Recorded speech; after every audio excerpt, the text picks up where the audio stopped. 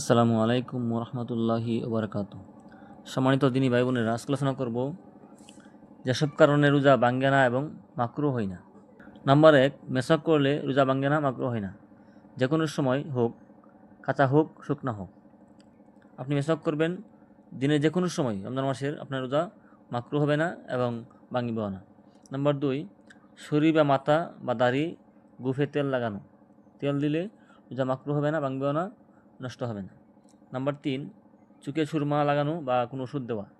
Number 4, খুশবু বা লাগানো বা গ্রান নেওয়া, আতরাতি হোক, যে কোনো সুর গ্রান নিলে যা নষ্ট হবে না, মাকরু হবে না। নাম্বার 5, বলে কিছু পানাহার করা বা আহার করা বা স্ত্রী সম্ভোগ করা, বলে আহার করলে যা ভাঙবে না। নাম্বার 6, গরম বা পিপাসার কারণে গোসল করা বা বারবার কুলি করা, তাহলে রোজা মাকরু হবে না, ভাঙবেও না। নাম্বার 7, অনিচ্ছাবশত গলার মধ্যে দোয়া, দোয়াবলি, মাছি ইত্যাদি প্রবেশ করলে রোজা নষ্ট হবে না। নাম্বার 8, কানে পানি দেওয়া অনিচ্ছাবশত চলে যাওয়ার কারণে রোজা ভঙ্গ হয় না, তবে ইচ্ছাকৃতভাবে দিলে সতর্কতা হলো সে রোজা কাজা করে নেওয়া।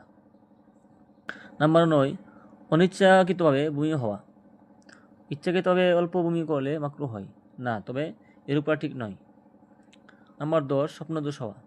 নাম্বার 11, মুখে তুতু আসলে গিলে ফেলা, রোজা নষ্ট হবে না।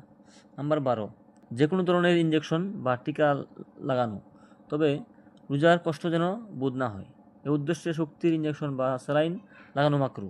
নাম্বার 13, রোজা অবস্থায় দাঁত উঠলে এবং রক্ত পেটে না গেলে রোজা নষ্ট হবে না, মাকরু হবে না।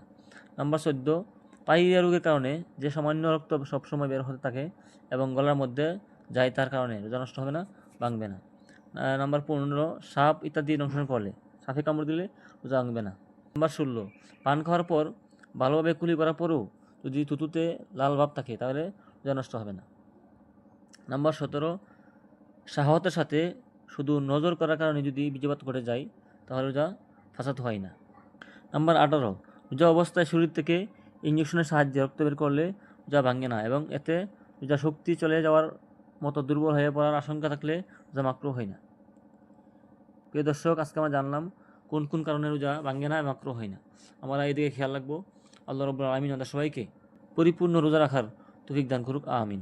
আসসালামু আলাইকুম রহমতুল্লাহি ওয়া বারাকাতুহু।